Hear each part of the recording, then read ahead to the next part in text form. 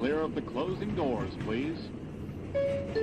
Welcome to Subway Sports Talk. My name is Peter Kennedy, and I am your host. Thank you so much, as always, for joining us on SST, on Apple Podcasts app, Spotify, and on YouTube. Don't forget, you can also watch the podcast on Spotify if you're into that sort of thing. If you want to see our still tied for first place leader in the clubhouse for the Subway Sports Talks picks, beautiful face, why he talks and waxes poetically about the NFL playoffs, Cody O'Connor. You have to see it on YouTube or in the Spotify app. Cody, what's going on, bro?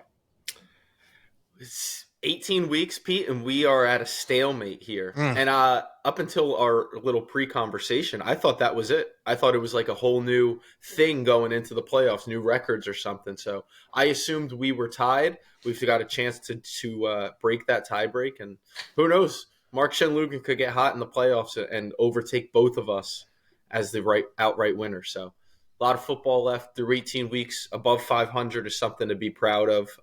Hopefully we could keep that rolling, get some winners in the playoffs, man. Yeah, and we are still above 500 as a unit, though it's getting a little bit tight, a little bit frisky here. I really do pride ourselves on hopefully the whole group, all four of us, me, you, Mark, and Pat, staying above 500 for the entirety of the NFL season and the playoffs. It would be a fantastic accomplishment by us, and we're above 500. I actually don't have the full record off the top of my head. Believe Mark went 2-1. Pat went 2-1. I was 1-2, and you were 1-2. Yeah, we had the mediocre Week 18s, which again we talked about Week 18, and we'll get into the playoff stuff real quick. But we talked about Week 18 as one of those weeks that you don't really want to go all in on because you just don't know who's going to care, which team that's out of it's going to put up together a crazy performance or not, and basically it's a crapshoot, right? You don't know which team's really going to send it. Like, who knew Carson Wentz was going to rush the ball 20 times basically in that game against the Niners? It's stuff you just can't predict. And Cody, I see you nodding over there. Did Pat go 2-1? 2-1 for Patty B. Beautiful. So that leaves us at 6 games above 500 as still, I believe. So that's 110, 104, and 2, I believe, is our record now through 18 weeks. So above 500, great stuff by us. And we have more picks coming on for the playoffs. But that's not what we're here to do today. We're here to talk about all sorts of things about the playoffs. Maybe you'll hear some leans and some ideas for our picks, but that's not just what we'll be doing is making picks today. We're breaking it down. We're giving you the thoughts. We're giving you the storylines that we think are most interesting throughout the rest of the playoffs. We're going to do it through a fun game of buy or sell, where I hit Cody with some burning hot takes, perhaps, and he tells me if they're true or false. But before we get to that, Cody, we do have to at least comment on one thing. As we were discussing, we were going to talk about on the podcast how we didn't want to go into the coaching carousel thing because it feels like you're chasing, you're on a wild goose chase, right? Oh, let's talk about the opening in Los Angeles for the Chargers. And then boom, by the time this podcast comes out, there's a coach in place and you're like, what? Whatever. So we're not doing all that. But the New York Giants have some interesting stuff going on here between Brian Daboll and Wink Martindale and his guys that he had on staff. And this is a relationship that's been a little bit tenuous throughout the season. So, Cody, what's your read here as Wink stormed off on Brian Daboll and was pissed that 2 of his lead assistants got fired?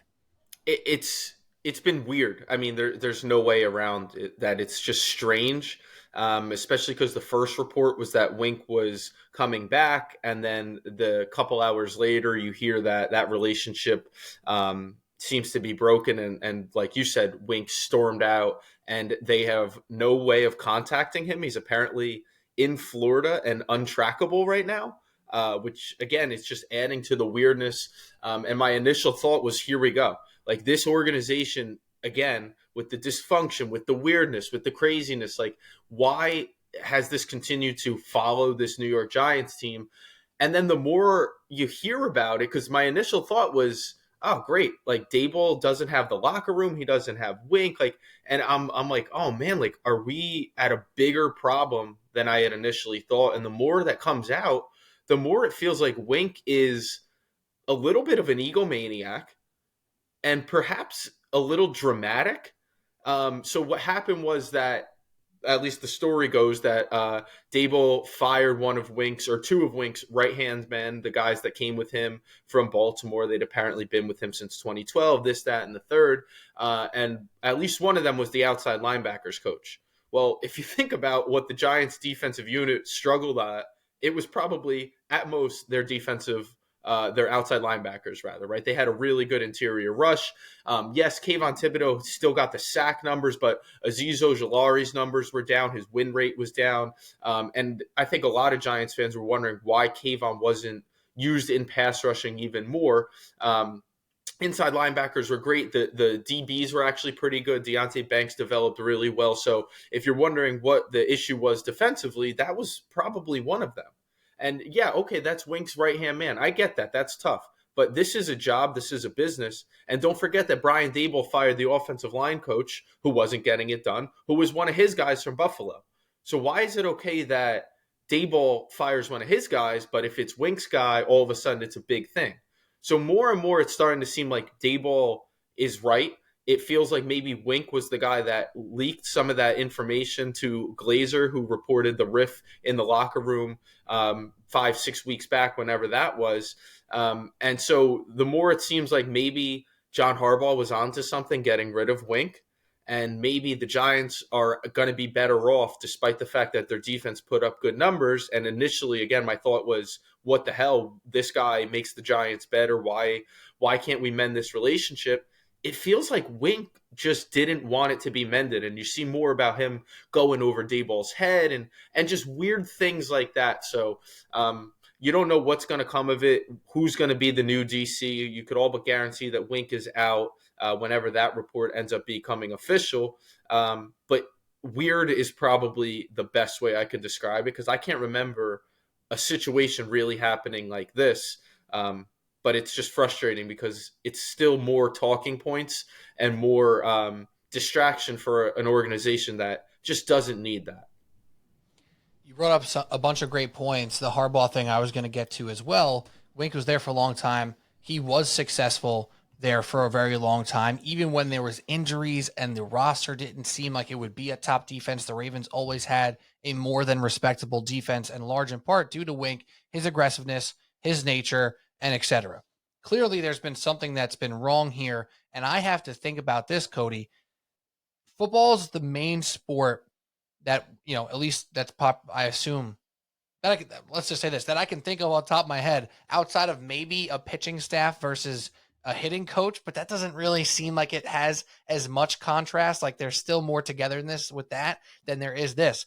Offensive coaches versus defensive coaches in football, in this sport, more than any other sport in the world, butt heads all the time.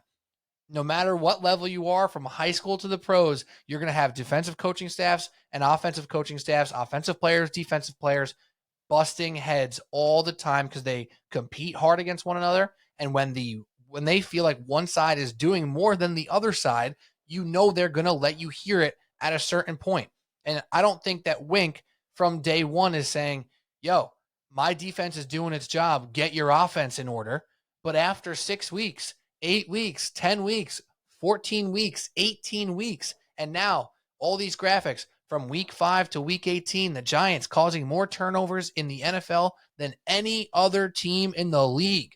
You don't think Wink is holding that a little bit close to his chest when the offense is clearly the weakness that's holding back this team? And now all of a sudden, you're trying to give me shit for doing this and doing that and being a little bit bombastic. Get your offense in order, Brian, right? Like that's what my first thought was as well. Wink seems like the type of guy who is that prideful defensive coach who's going to say, yo, you're going to fire my guys when my defense was very good this year. Your offense was one of the worst in the league.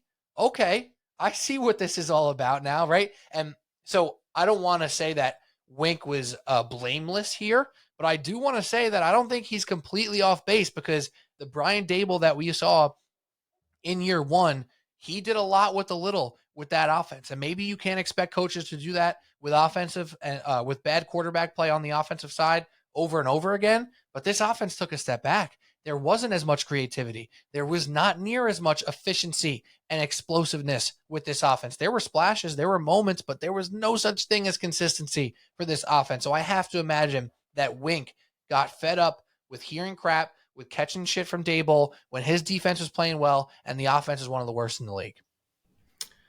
I mean, there's no argument, at least from me, that Wink Martindale is a very good defensive coordinator, a very capable one, and one, again, that initially I wanted to stay. Right. But here's a little counter. Last year, the Giants made the playoffs, went into Minnesota, and had to play a damn near perfect offensive game for them to be able to win that game. That wasn't Wink Martindale's defense that got them that playoff win. That was Brian Daboll's offense. This year, Daboll and the offense, or rather the offense in general, was the side of the ball that was so injured. Is that a full excuse? No. Teams deal with injury. I get all that. But the injuries really hit hard on the offensive side of the ball. Andrew Thomas, Wan'Dale Robinson didn't start out healthy. Saquon Barkley got hurt. Obviously, Daniel Jones gets injured. The revolving door known as that offensive line. So, again, I'm not excusing Brian Daboll and this offense for being so stagnant and so poor for such a large part of the year. But they got smoked by injuries as an already under-talented unit. So there's at least that part of things. And I don't understand where Wink gets off, because it was just 1 year removed from a successful season where the offense was humming at least late and the defense got stomped.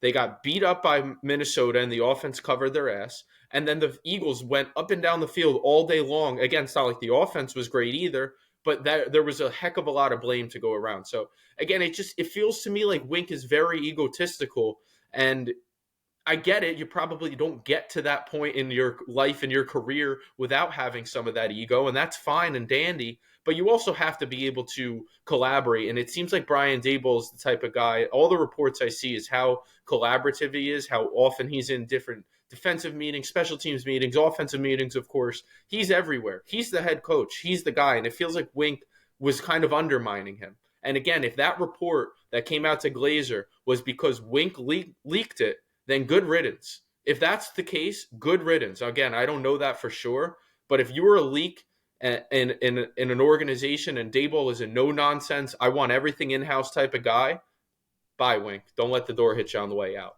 Again, if that's the case. Yeah, and you have to start thinking, like, what are these two? Because there's two people. They have the same last name, so I'm curious if they're brothers. I really don't know. The two assistant coaches who got fired from Wink's staff, I'm pretty sure they're brothers. They both get fired. You have to think, right? Like, what is being said behind closed doors about the offense? Because you know how this stuff goes. Just like, I'm sure on all the years where the Mets pitchers were fantastic and they couldn't score any runs, you best believe that some of those pitchers were in pitchers meetings or working out with just pitchers in the weight room saying, God damn it, man, we need some freaking runs. Like, what's up with our guys? Like, they suck right now, right? In football, it's that, with way more aggression and facing each other in practice, being aggressive, being assertive, trying to be dominant. And you're saying, yo, our offense sucks, dude. We're never going to win. We put up all these crooked numbers all the time and we still suck. Like, it's the same thing that's happened with the Jets, right? That Jets defense got sick and tired of having to give up 3 points or less to win games. Like, right? There's going to be that point, but that doesn't make it okay. That doesn't make it that you should be talking smack about your offense in these meetings. And if it gets back to Daboll, he definitely has that right to put his foot down and say, I don't want you in my organization, right? So I'm with you as much as I'm countering, but I think that there has to be more to the story that at least makes some sort of sense from Wink's standpoint. Because otherwise, performance-wise, they were pretty good defense, right? They were pretty good this year, kept them in the games about as much as they could. So I don't know if you have any more to add on the Giants front. Nope. Anything on the Jets front for that matter before we get into our playoff talk? Now, Robert Saleh is going to be back. The regime is going to be back. And I'm just assuming that they're thinking with Aaron Rodgers, this thing looks completely different. Zach Wilson's probably gone. But I'll tell you one thing I can almost guarantee about the Jets fan base is they're not going to get their hopes up again. They did it one too many times. I'm saying this as a Mets fan. Just wait. There's going to be some, of course, but there will be plenty who are like, I'll hope and I'll be quiet about it, and it'll be a cautious optimism, but I can't be all the way in the way I was this year. That's at least how I'd see it. And that is just from years of getting beaten up as a Mets fan. I know the feeling. So, and that's how you we've been should going see through it, it as right? Giants fans. But then, yeah. the Jets trade for Devontae Adams. They draft another offensive lineman. They'll have reason, right? They'll have every reason to go back in. But that's where I say cautious optimism is the word that you need to use. You can't set yourself up for more disaster because that's just some of these organizations. And again, we root for them. It's just somehow it feels cursed. And I mean, geez, 3 plays in with Rodgers, it's like, how are we anything but a cursed organization? Unbelievable. And Garrett Wilson apparently aired some of his grievances with the Jets organization and coaching staff after the season ended, which he has the right to do so because he said this was one of the worst years of his life. And I get it. Listen, it must have been brutal for him. Many Jets One of the best receivers in the NFL was unable to flex that ability just ever, really. Like not nearly often enough for him, for how talented he is at this point in his career. But that's a conversation for the offseason, which, the Giants and Jets are in the offseason, but we are not yet, Cody. We're in playoff form, which brings us to our main segment of the day, where we're going to talk about the NFL playoffs, some of the storylines, some of the players and matchups and all that fun stuff, not just for the wild card weekend, but for the entirety of the playoffs, some predictions and some exciting conversations with these just phenomenal storylines that people have been making jokes about. The NFL writers cooking up all the best possible matchups you can get, which makes me a little bit skeptical that now some of these round 2 matchups that you might hope for, we might just not get them, right? So I don't know. We got all these great matchups in week 1 of the playoffs. We'll see what happens now moving forward. But right now, Cody, quick ground rules. I'm going to say a statement. You're going to buy or sell it. You're going to tell me true or false. You're going to give me your thoughts on it, whatever you want. Sometimes I'll just ask you a question. You'll pick your best answer, and we'll just go from there. We're going to hit on basically every game for the most part, and then obviously some larger big picture playoff stuff as well. So any questions before we get started? You're the man with the questions. Let's do it. We're the man with the questions, and I'm going to – wait, no. I'm the man with the questions. You're the man with the answers. There Hopefully. we go. Hopefully. And it's a tough place to start because, like we said, there are so many good matchups here. Just to quickly run through some of this stuff, you have the Browns and the Texans with the whole Watson situation. He's not even playing. The Flacco comeback story, amazing stuff. Dolphins, Chiefs, that's exciting just kind of by itself because you got the Chiefs, you got the exciting Dolphins who are going to be playing in very cold temperatures in Kansas City on Saturday. Steelers and Bills, whatever. Yeah. Packers, Cowboys, McCarthy back against the Packers. Jordan Love, quarterback, first-year starter in the playoffs. Dak trying to get off the playoff hump or over the playoff hump. Matt Stafford and the Rams in Detroit to take on the Lions and Jared Goff. Couldn't write that one up better, as that's their first playoff game in over 30 years. Yeah, over 30 years. And then Eagles and Buccaneers. Okay, so first question for you, Cody. I'm going to go with this one first. Who is more likely to get over their playoff hump? Is it Lamar Jackson or is it Dak Prescott? That's the first question for you. Well, Dak's got the opening game, right? Lamar's got the bye week, so he's not going to play right away. But I think it's Lamar, and I just think he is the MVP of the league. We've been saying it for a couple weeks. He's obviously going to win it, and very, very deserving in my eyes. Even if the numbers aren't previous years' numbers for Lamar, just watching him and just if you bet against him or root against him, say your team is playing him, how infuriating he is as he's back in the pocket and just so calm. And then next thing, he just on a dime just shifts ever so slightly to get into space, and he seems impossible to stop, to take down. And now his arm, he's been so accurate, and his receivers aren't even fantastic, and Mark Andrews hasn't even been there, and they just don't miss a step. You remember J.K. Dobbins? He was supposed to be on this team. Haven't missed a step with this group. Gus Edwards comes in, fills in seamlessly, Justice Hill, because Lamar is that guy. So simply my answer is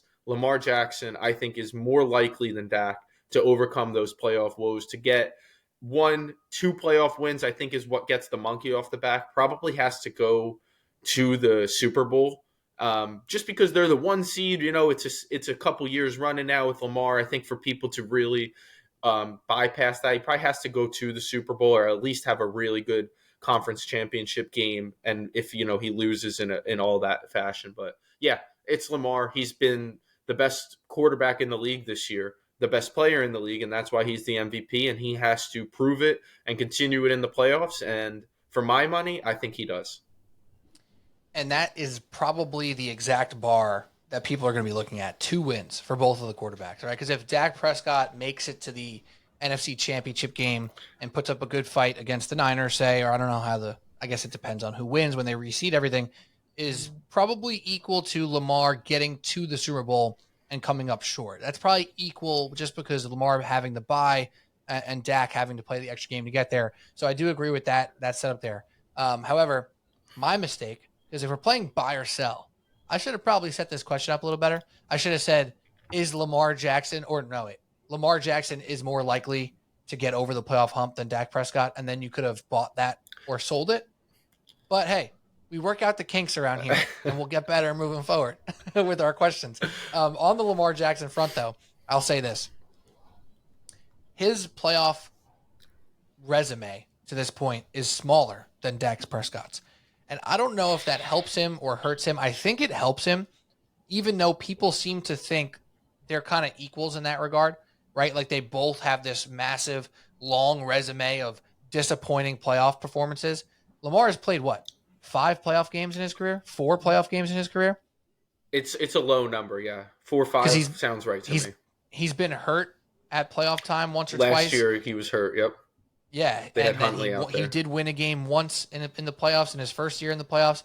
He was hurt another time before that. So it's not like he's lost 8 years in a row in the playoffs, right? So I don't even think it's entirely fair to have this conversation yet, but that is exactly what we do in this league, talking about the NFL. And Dak's obviously had a few more appearances in the playoffs and come up short.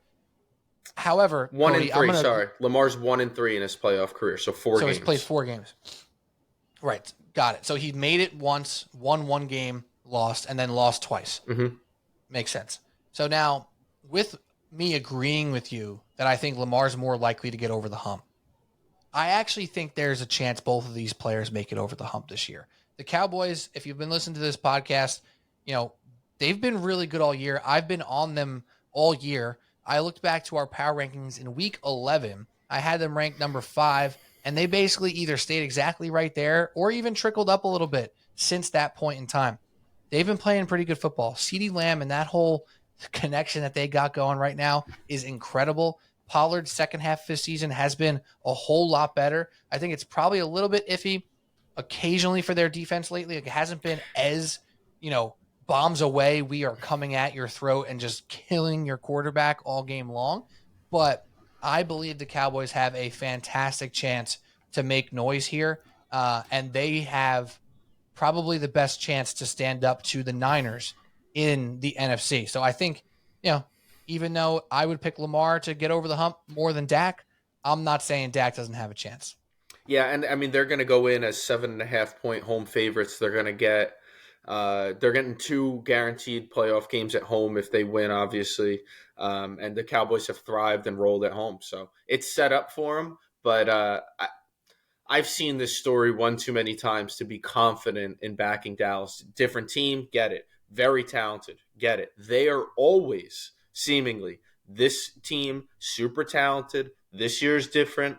But why is this one different? So it's just hard to jump on a bandwagon of a team that I've seen have not epic collapses or meltdowns, but they just haven't gotten it done in that moment.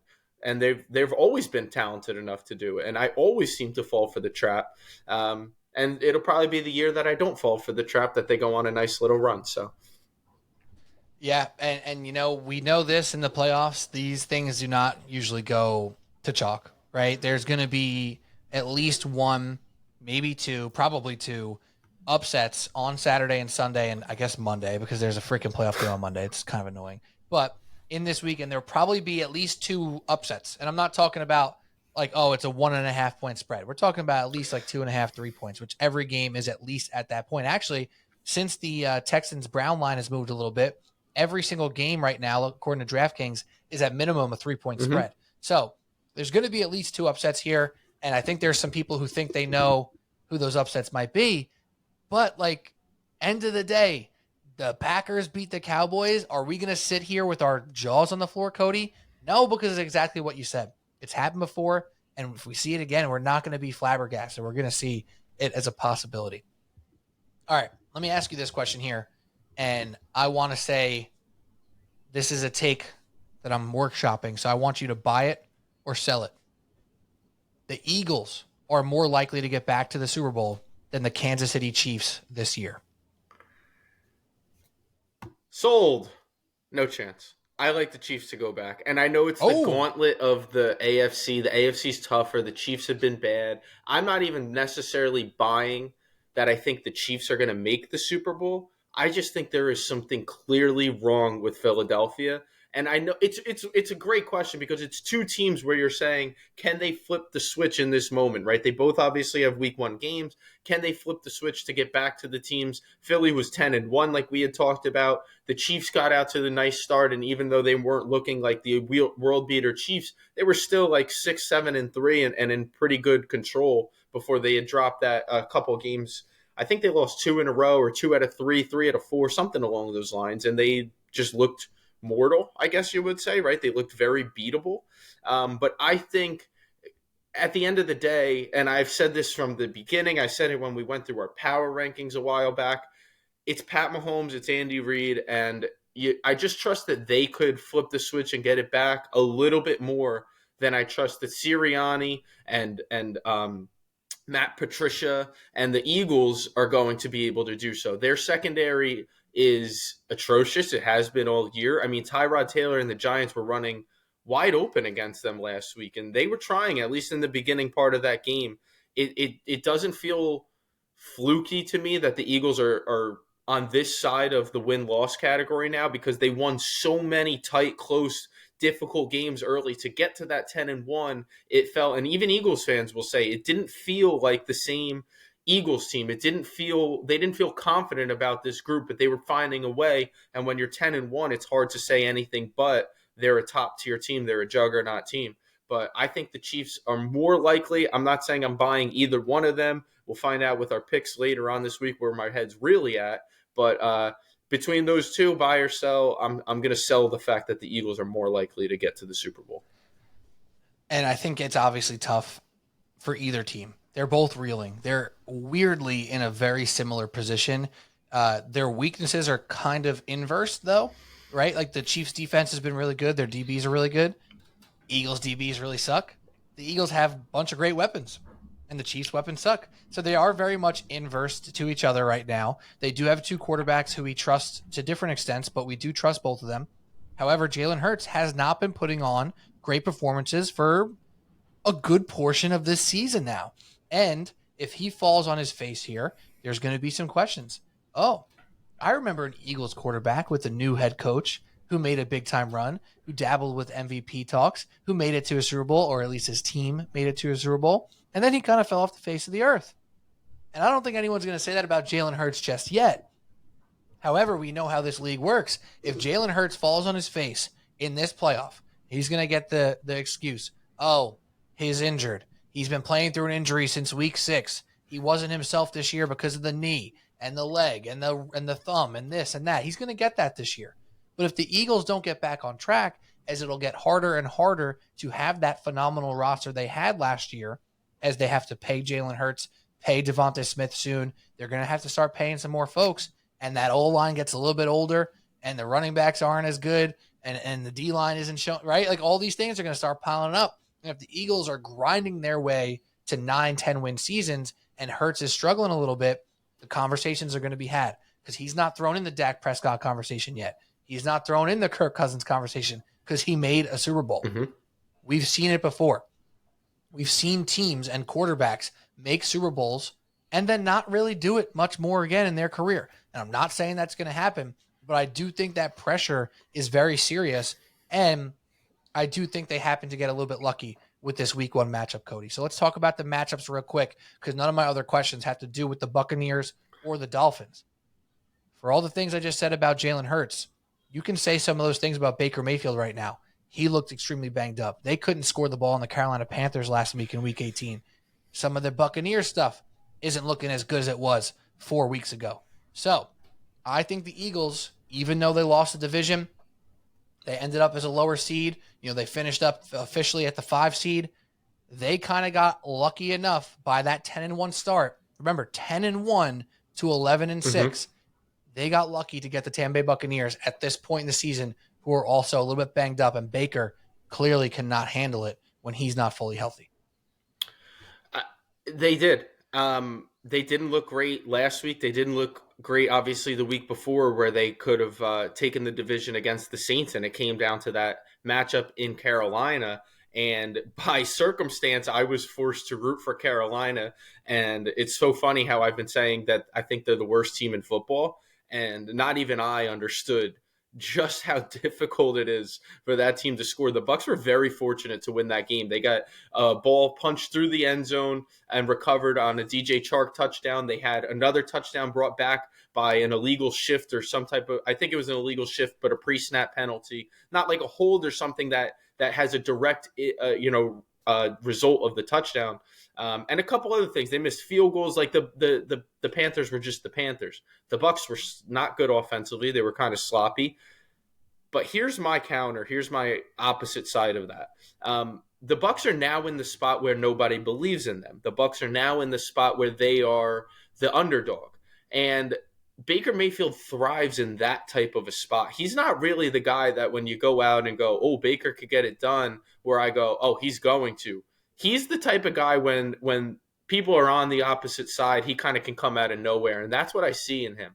And maybe the Bucs just got those bad games out of the way, and they did stumble into the playoffs, but maybe they got them out of the way, and that they can bounce back, and they've got nothing to lose. I mean, they were not expected to be here. They were third preseason in their own division to win it, in a division that had win totals of like 8.5 and 9.5, and 9 wins ends up winning it. So the Bucs were an afterthought, and it's still a similar roster to the Super Bowl team, not that far removed. Mike Evans, Chris Godwin, veteran leadership on both sides of the ball, a very good run defense against an Eagles team that if you make them pass heavy, pass first type of an offense, you might be able to find some success. Jalen Hurts' finger it was completely dislocated last week. He's obviously going to play, but it could bother him some. A.J. Brown had the knee injury. I think he's going to play. But even if it hinders him a little bit, a team that's already stumbling to not be healthy too, and that was the thing about the Eagles last year. They were so remarkably healthy, and for the better part of this year they were, and now injuries are starting to pile up.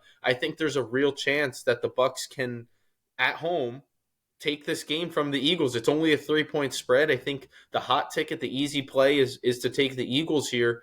But I don't see it that way. Maybe it's my blinders. Maybe it's my NFC East bias, but I just don't think the Eagles, and I said it with the last question, I don't think they just get it right. And the Bucs are a more than formidable offense. They've got big play abilities with Mike Evans and Chris Godwin. Like I said, Rachaad White has been running the ball well. Baker's going to take those chances. He's not going to play conservative. And if they can hit some of those big shots, if they could get a lead and put this pressure on Philly, I think they have as good a chance as any at one of the week 1 upsets. So let me throw some numbers at you here that may counter your East Coast bias a little bit of that the Eagles are the hot ticket. Believe it or not, Cody, according to pregame.com, 52% of the tickets on the Buccaneers, which that's not a huge spread. It's not like they're 70% of the tickets, but 52% in that type of game when they are the underdog, that's a bigger meaning to 52% than a normal 52%, if that makes sense. We're talking about an underdog, and we're talking about the Super Bowl or Super Bowl runner-ups from last year who have been a juggernaut for half this season, winning 10 of their first 11 games. 52% of the tickets on the Bucs is no joke right there. Obviously, it's over 50, but that's a nice chunk of tickets right there, and 59% of the cash on the Eagles. So maybe, just maybe, this is a spot here where the Eagles can figure out a way to get over a hump a little bit here and get right. All the things you said, completely accurate. I said thumb before. I meant finger for Jalen Hurts because it wasn't his thumb. It was a different finger. Whatever. All that stuff is super accurate. I do agree with all of it.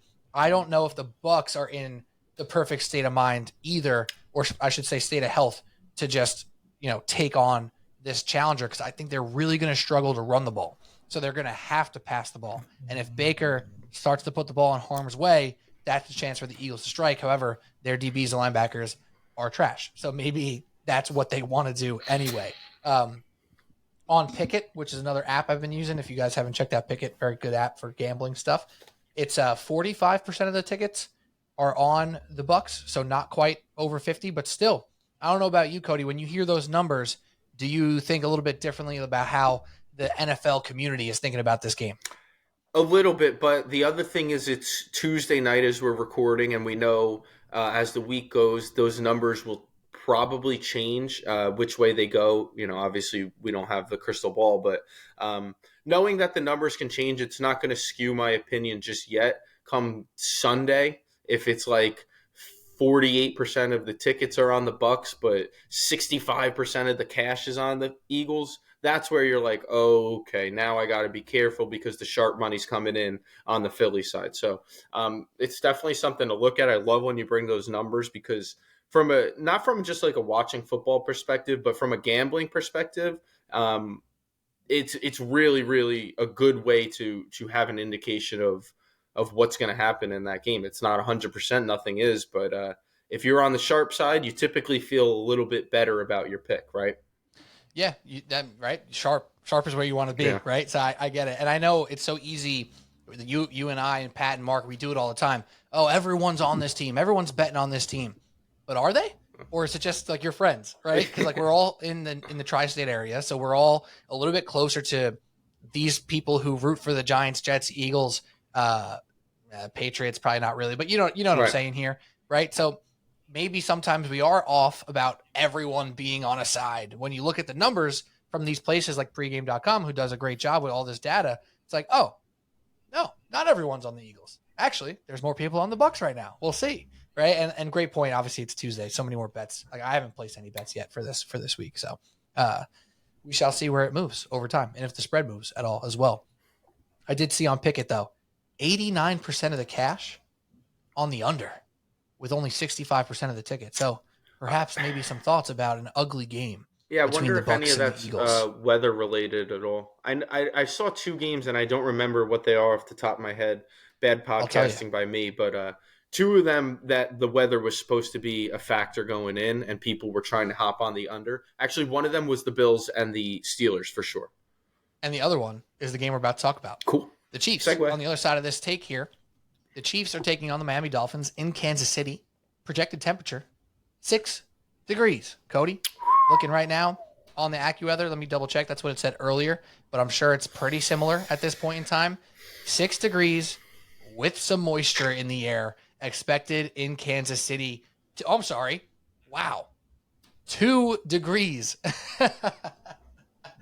According to AccuWeather, 2 degrees in Kansas City expected on Saturday night. It's going to be frigid, and we know what that typically means for Tua and the Dolphins. It's not great numbers talking about that team with how they play the game and how they want to move the ball. That's probably not a great sign for the Dolphins, but do you have any thoughts about the Chiefs and Dolphins in that game? I have a feeling where you're leaning, but let me hear it. The weather is a real concern because the Dolphins and Tua in particular don't play well in cold weather. It's well documented, unfortunately, for the Dolphins. But I wonder if just we're in a vacuum and we look at both of these teams, who that really benefits, because the Dolphins can run the football. They don't have to throw the ball downfield as much as you may think. They've got Raheem Mostert, hopefully. They have Devon Achane. And you can throw the ball underneath to Tyreek Hill and let him run with it. You can throw the ball underneath to Jalen Waddle, who should be back, and let him run with it. So if I didn't know those numbers about the Dolphins, I'd probably be a little bit more confident in taking them, or at least, leaning towards that side. In Kansas City, in Arrowhead, it's so hard to bet against Pat Mahomes, but I got to tell you, the first lean I've had has been Miami all so far. That was what I felt going into the Bills game, and for a while that looked to be okay. And I actually ultimately ended up having the Bills -2.5, and that got us to third place in our pool. So the Bills came through for us there. But this is to me, I think this is the most intriguing matchup to me going into the week, because it's not just the storyline, Tyreek and going against his old team. It's not really that. It's just the Chiefs have not looked like the Chiefs, man. They just haven't. And the Dolphins have that ability to be explosive, to completely, just run up and down the field and make it a track meet. They have the ability to do that, and they haven't had their weapons, and they feel like they're getting just completely overlooked and bypassed. And I hope you can tell me with the numbers, with the percentage of bets, if that's the case, because it feels that way to me.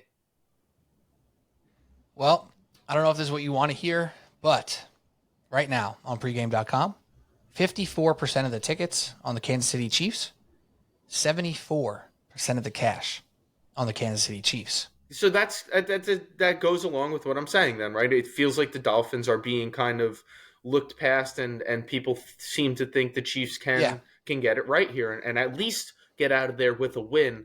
I'll play my hand a little bit here.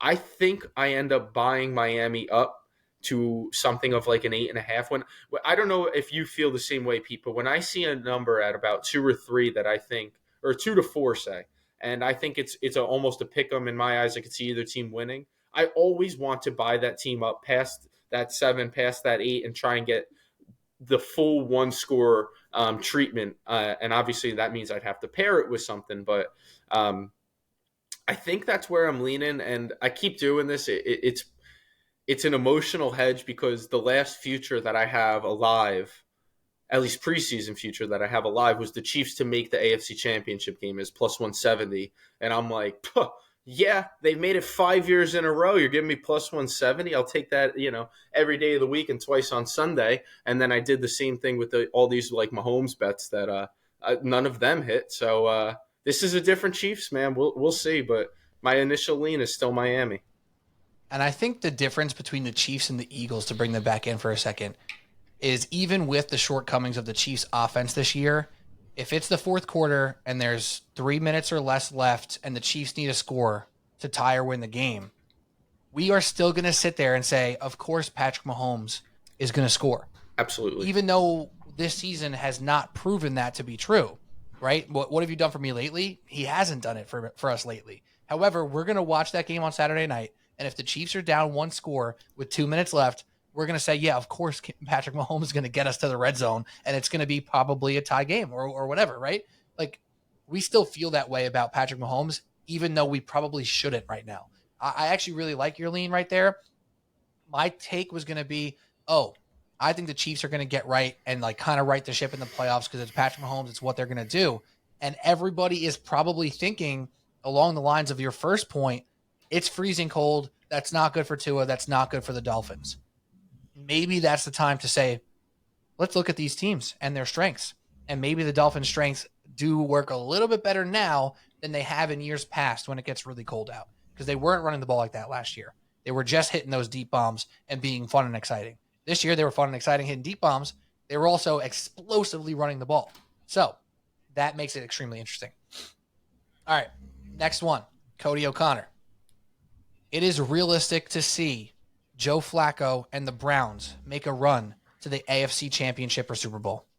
I am quite literally buying that as the Friendship Factory, one of my fantastic group chats and one of my gambling group chats that's been going for years now. We all collectively decided we were going to take the Browns a couple weeks ago. My buddy has been somewhat jokingly telling us about how elite Joe Flacco is. It's hard to tell with that guy. He's kind of like a Mark Shen type of a troll, if you will. But we all took it. I put like $20 on him at like 35 to 1, I believe. And I do believe that there's at least some type of a chance.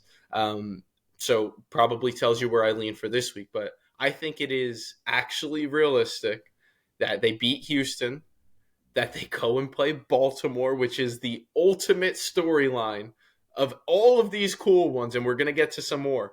But that would be the ultimate storyline. And I will be in between a rock and a hard place because I absolutely love this Ravens team too. But I do believe it is plausible, possible, and I'm buying it.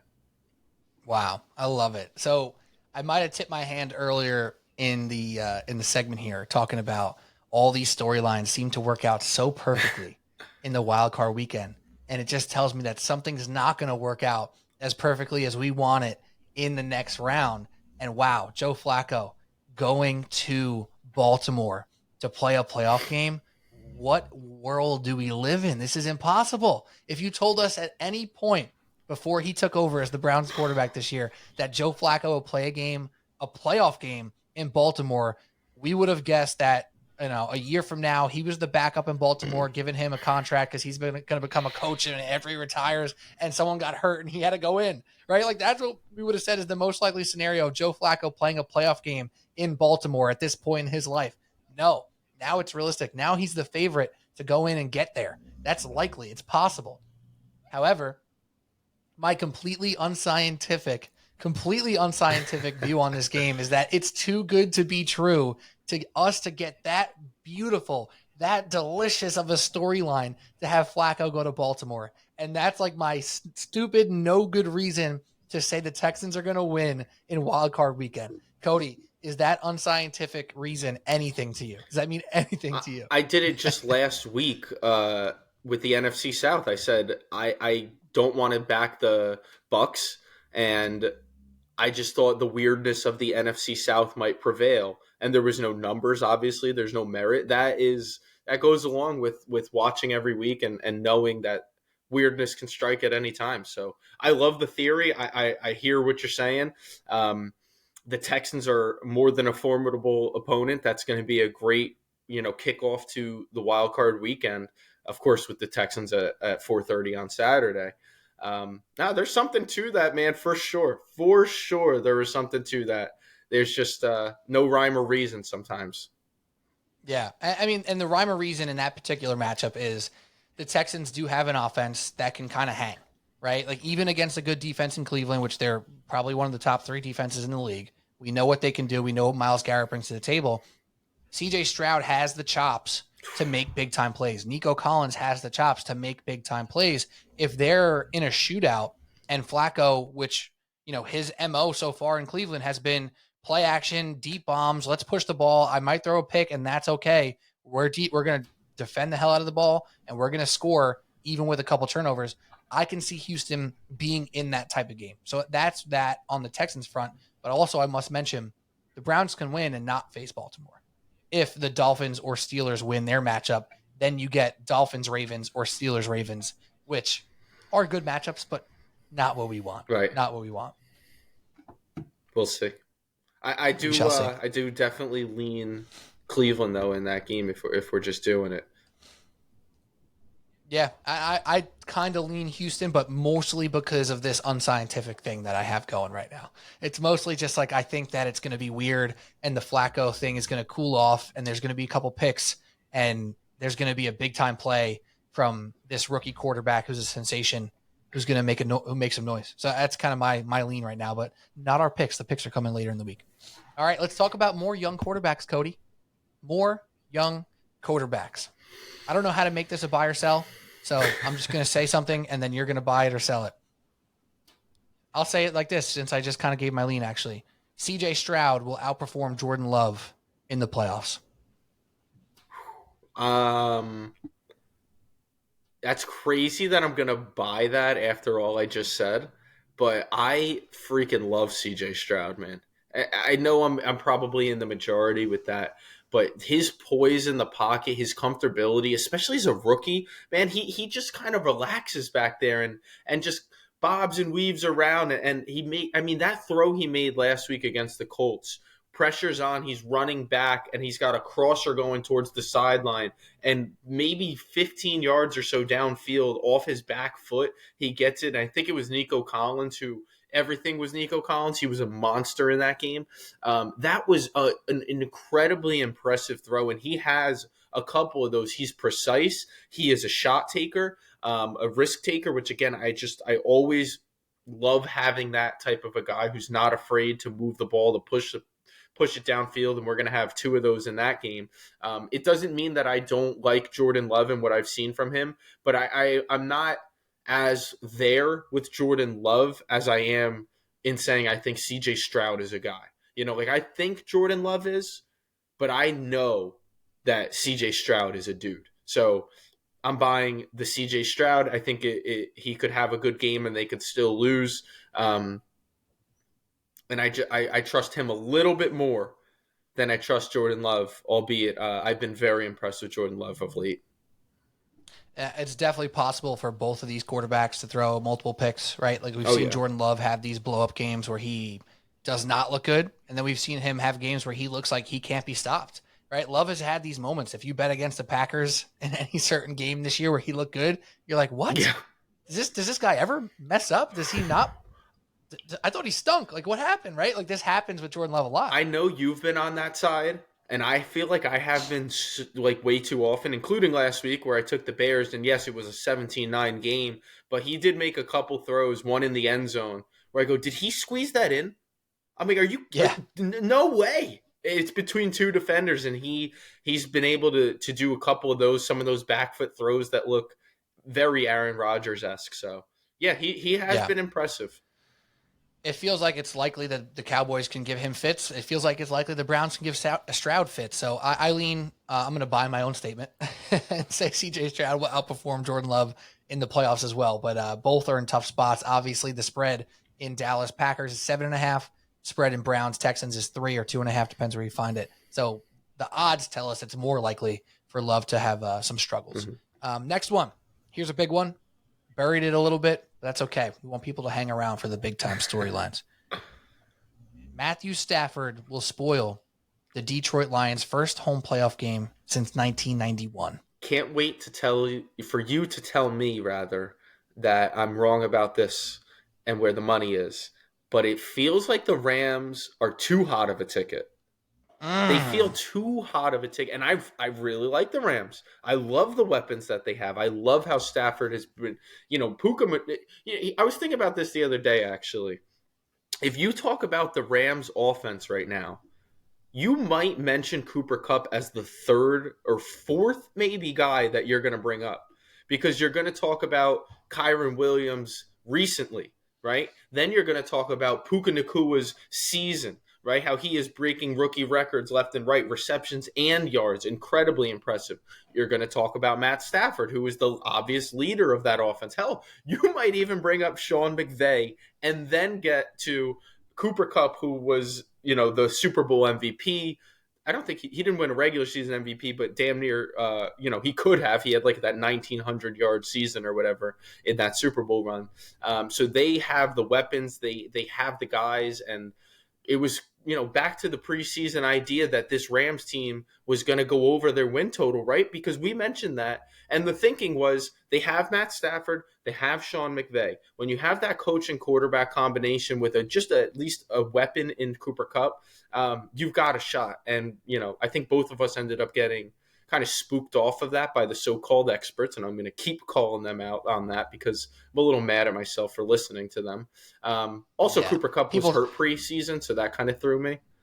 Well, people saying that they were going to be in line for worst record in the league. They said this was... And me and you were like, can't they be sneaky fun and competitive? Like, we said it. I know. Go back, preseason pod, the NFL storyline draft. One of us picked it as a storyline saying, I feel like this team can be sneaky competitive. And they were more than that. They were just straight up competitive for almost the entire year. Yeah, and it's not like either of us saw Puka Nakua coming, right? Like, none of us are going to call each other a draft expert and be like, oh, this guy Puka Nakua. But I was told this was the worst roster construction maybe in NFL history. That's what I was told about this team. I was like, maybe they know something more than I do, but they still have Aaron Donald on the defensive line. And they have Stafford, and they have McVay, and they have Cooper Kupp. So all that being said, I think the Lions are going to win this game at home. All of that. But I think the Lions are going to win this game. I really want to hear what the money percentages are because, again, it feels like the Rams are the hot ticket. And I will give you this lean. I think this is an over game. The total's 51.5. It's huge. But I think that's accurate. Because of all the weapons I mentioned, the Lions have struggled mightily defensively. The Rams aren't some defensive juggernaut. They gave up 26 to the Giants in their last game where they played all their guys. In a dome. And so weather's obviously, not going to be a factor. I think this is an over game. I don't know if I pick a side or not, but my lean is Lions. And again, I have to hear where the money is. I'm so curious. All right, let's go. Pregame.com. Rams, 65% of the tickets, 71% of the cash. Not a huge spread of cash just yet, but a little bit of sharp money perhaps on the Rams very early in the week. So those numbers will definitely change. And on Pickett, to give us two spots here of data, 77% of the tickets on the Rams, 88% of the money. So similar spread there. But you were right. I think the Rams are the hot item. We talked about that with the Bucks and Eagles. I don't know if there is really anyone who wants to back that game too hard right now at this point in the week. People are coming in saying the Rams are frisky. No one wants to see the Rams. The Lions don't want to see the Rams. The Niners don't want to see the Rams. No one wants to see the damn Rams. Stafford and Kupp and Puka and Kyron are cooking. You don't want to see them. And that, Cody, is a great way to look at it, because sometimes when you hear all this team, it's a classic Chris Berman line. So you're all on the Rams. I'll take the Raiders. No, the Lions, right? Just like saying the Raiders. The theme in Berman of the voice. pod, yeah. Yeah, so I like your lean. I like your unscientific, which turned out to be a little bit scientific with all these numbers in the Rams' favor here to take the Lions possibly in this favorite underdog spot where they're a favorite and they're -3, and that spread's not going lower than 2.5, but they are kind of an underdog as well, which is a weird situation. I don't think that goes to 2.5 because then it gets way too easy to tease up those Rams to 8.5, and then you got a couple teaser lines. That's like the thing to look out for, right? As all this money comes in on the Rams, is the line moving? Because if it's not, that's kind of a tell that the books are okay with keeping it at -3, and that should give some type of an indication of what they think is going to happen. And as smart as I may think I am, and as smart as you are, Pete, we're not as smart as the odds makers of Vegas. These guys they're on the money. No. So that's going to be an interesting thing to see. And can't gloss over the fact that Sam Laporta is not going to be playing for Detroit. That's a huge loss for them. Huge loss. So that great is point. We didn't even bring something. it up. They're already so Amon-Ra dependent, and now without Laporta, how many more targets can Amon-Ra get? My guy gets 14 targets a game, it feels like, right? So what's he going to get, 17 targets? Maybe he will. I don't know. We've seen teams do that before. We know in the Cooper Kupp run that they peppered him like they probably shouldn't have, and maybe it hurt him for seasons moving forward, but they won the freaking whole thing. So maybe Amon-Ra might just get 17 targets on Sunday. They're definitely, if I'm Dan Campbell, I am trying to lean on the run game as much as I possibly can. I got a two-headed monster back there.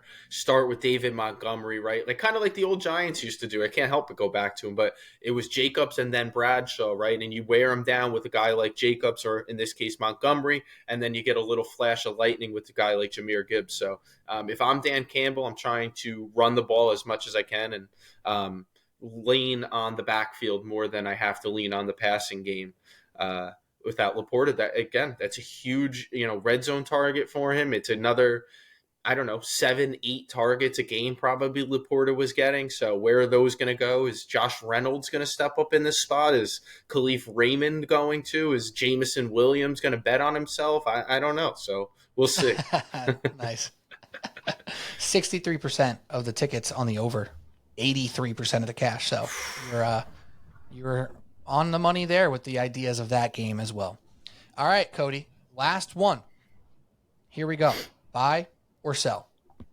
The Bills are indeed the true Super Bowl sweetheart team that everybody has been calling them since they started this 5-game win streak. This is a tough one because how many weeks in a row do we have to watch the Bills shoot themselves in the foot time and time and time again? And they've obviously been able to dig themselves out because they're an incredibly talented football team. But this was the comparison I had for them, and it's probably not fair, and it's definitely recency bias. I don't care. They are the Panthers, except they're really freaking talented, or vice versa.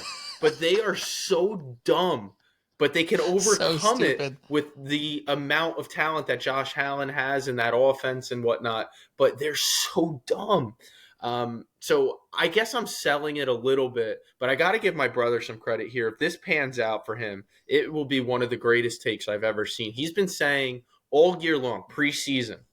If he liked the Bills, he's got them to win the Super Bowl. He said it is going to come in a year that it is ugly and gross, and everyone finally gets off of the bandwagon, and they kind of surprise you and come out of nowhere. And at 6-6, it looked like maybe it was just ugly and gross, and now here they are, division winners, hosting a playoff game against the team that not nobody wants to see, as in they don't want to see them and face them. It's nobody as a viewer wants to see them play football anymore, the Pittsburgh Steelers. So the Bills are set up to at least win in Wild Card Weekend and get something rolling, but they're hard to back because of the mistakes time and time again. Again, despite the fact that they are as talented as anyone, they're a tough team to back right now for me. So I am going to sell that. It's so weird because it's like you think back to when this conversation started, right? The Bills weren't even in the playoffs yet, and they won. Who did they beat? That was like a big win for them. The Chiefs. They beat the Chiefs earlier right? yeah. Like maybe 4 or 5 weeks ago. I'm just trying to remember. In a game they had to have after they lost to the Eagles in overtime. I think it was maybe the week or two after.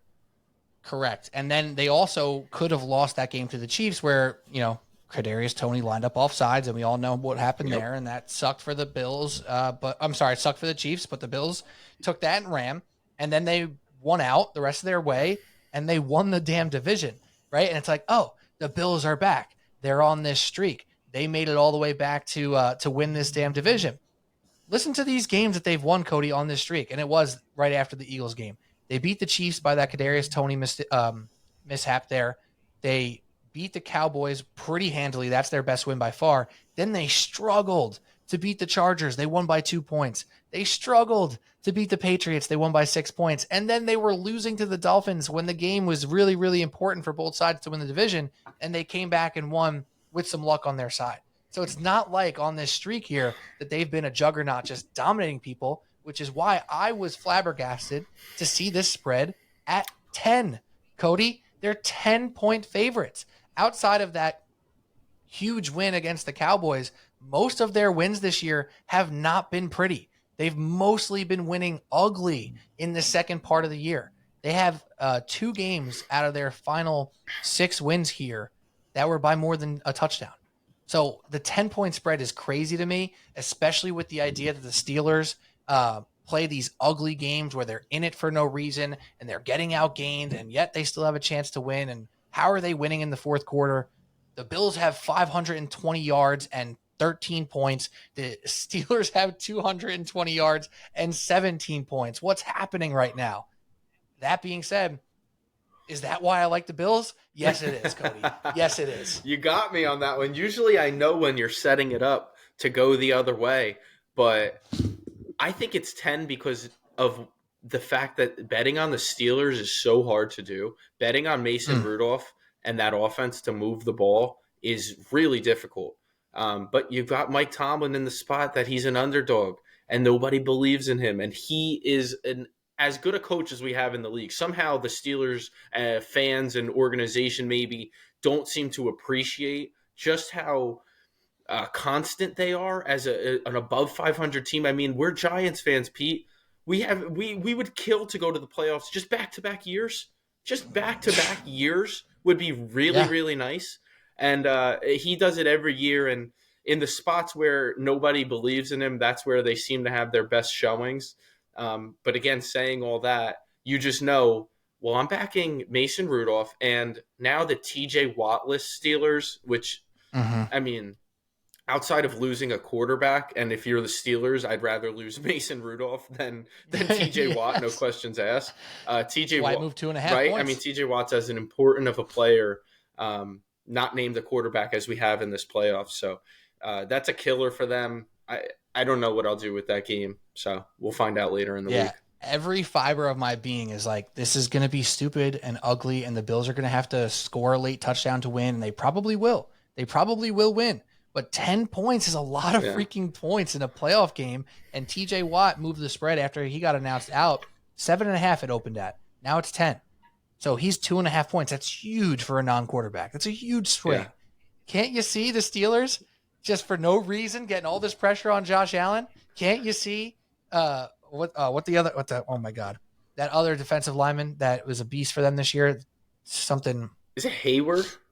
Haywood Highsmith? No, that's a basketball player. I always mess those two names up. I don't know, but I know who you're talking about because he's always in on the plays, and I go, "Oh, there's the other guy" every time. I'm like, "Oh, that's not TJ, but he's pretty good."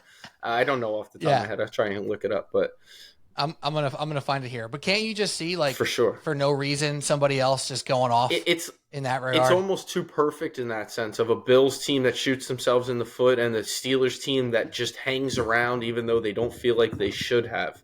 A fumble, an interception in the red zone, or maybe 3 from Josh because he does that sometimes because they always are in the red zone.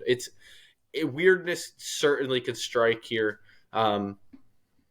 It's going to take until Thursday. It might take for me to actually bet on it until that Sunday, but it's a good line. It's a good line. Yeah, Alex Highsmith. I knew it was Highsmith. Okay. Haywood Highsmith is a guy in the NBA. I don't know why that name just doesn't get out of my head with this guy. Alex Highsmith, 7 or 8 sacks on the year. So yeah, I don't know either. I was ready driving to work. I'm listening to podcast talking about NFL stuff, and I'm listening. I'm like, you know what? I'm ready. I'm gonna get to work. I'm gonna bet the Steelers right now, +10. I'm doing it. And I open up the app and I go, maybe the Bills are just gonna win by 14 or 20, or maybe they're just gonna win 30-3, right? Like maybe because the Bills can do that too, for sure. Right? Early in the year, I said about how they haven't won by more than a touchdown much in the second half of the year. In the first half of the year, they won their first game by 28, their second game by 34, their third game by 28, right? Like, so they can do it. They just haven't done it recently. Yeah. So I don't know. I don't know where I land. Oh, good stuff, Cody. Any last storylines or last points, playoff points that you want to just get out there that maybe we didn't hit on? I think we went through everything. All right. Well, give me a Super Bowl prediction just for fun. All right. There you go. Thank you for bringing that up. I forgot I was going to do that. Maybe too hot. Maybe I'm trying to be different here. I do think the Ravens come out of the AFC, and I ultimately think that they win the Super Bowl. But there's got to be some weirdness somewhere with how odd this NFL season was. It can't just be the Niners and the Ravens, can it?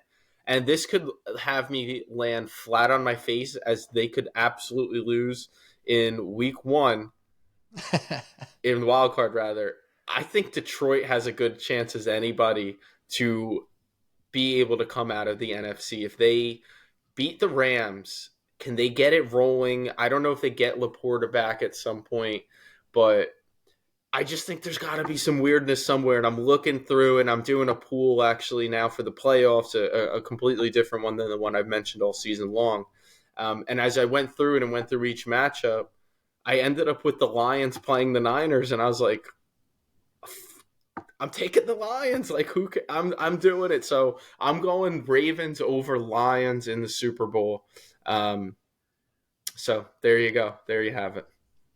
There you go. I love it. I am way too biased to bet the Rams game. I'm just too biased. I, for some reason, have loved the Rams. Not loved. I've liked the Rams a lot since McVay's got there. I've kind of just pulled for them randomly. When Stafford went there, because I was a Stafford backer forever, and people are calling him Stat Padford. I had to defend him that his franchise was poverty, and he's not his fault, all this stuff. So I really pulled for the Rams, and I was really happy they won the Super Bowl. And now still I have this like weird thing when I watch the Rams. Like, I pull for them.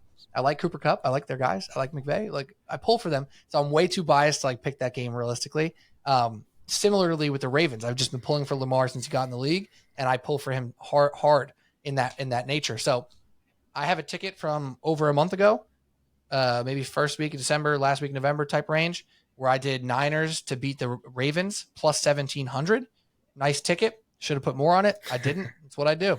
I don't put enough on my tickets. It's what I do. But I have that in, but I'm not going to pick that. I'm going to stick with the Ravens, even though I told you I'm biased and it probably shouldn't. Stick with the Ravens.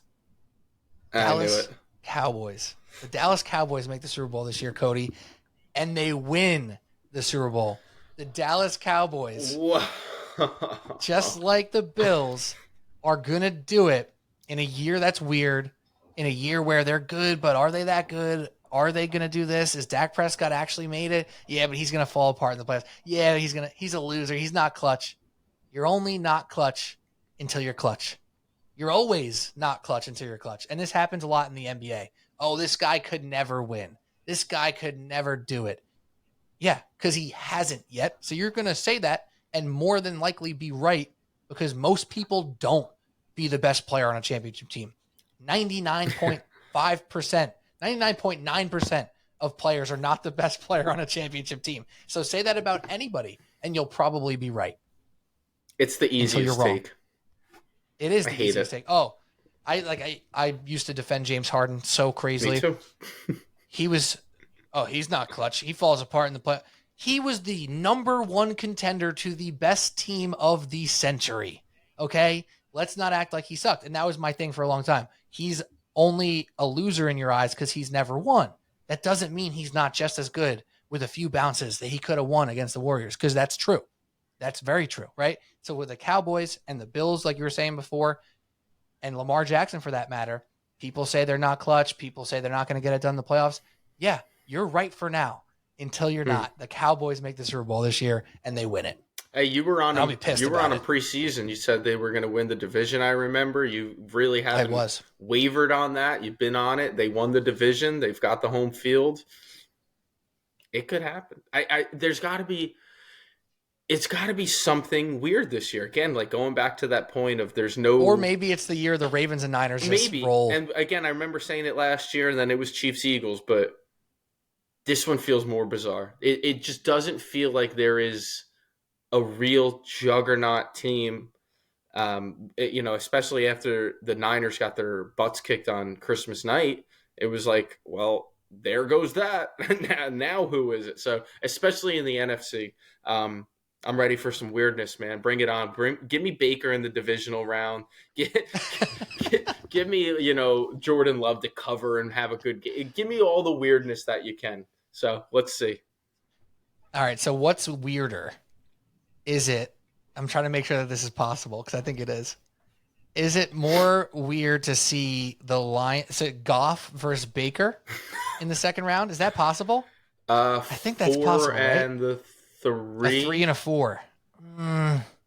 It depends because they reseed. Yeah, it just depends on who's going to win. I guess anything is kind of plausible depending on who wins. I think it would have to be. No, it's totally possible actually because if it would just have to. Oh no, it's not possible, right? Because the Rams and Packers. I don't know. Whatever. Jordan Love versus Baker Mayfield at some point or something stupid like we're gonna be watching Jared Goff versus Jordan Love or something like that. It's gonna be weird. It's gonna be very weird. Can't you see it though? Joe Flacco and Jared Goff are your Super Bowl quarterbacks. I mean, come on. Oh my God, it'd be insane, and it's possible. Or God forbid, Mason Rudolph. Right? All right, Pete. I think that's it. That's enough. That's more than enough. That's more than enough. All right, Cody O'Connor. We'll be back with picks later in the week. Can't wait for that. We'll see how many legs Mark Shenligan uses. He still has a couple games to choose from here. Right? We got what 1, 2, 3, 4, 5, 6 games.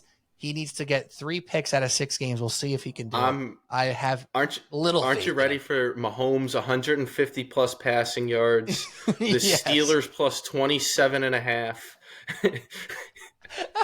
The Bills also on the money line in that same game.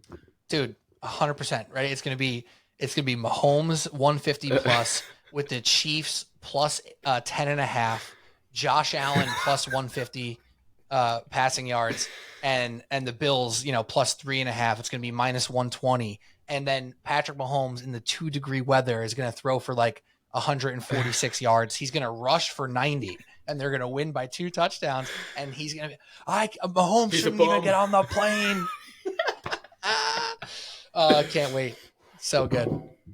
Oh my God. We love you, Mark.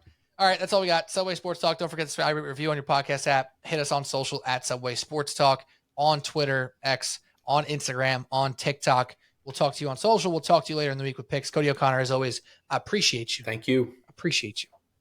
Have a good one, everybody. Cheers.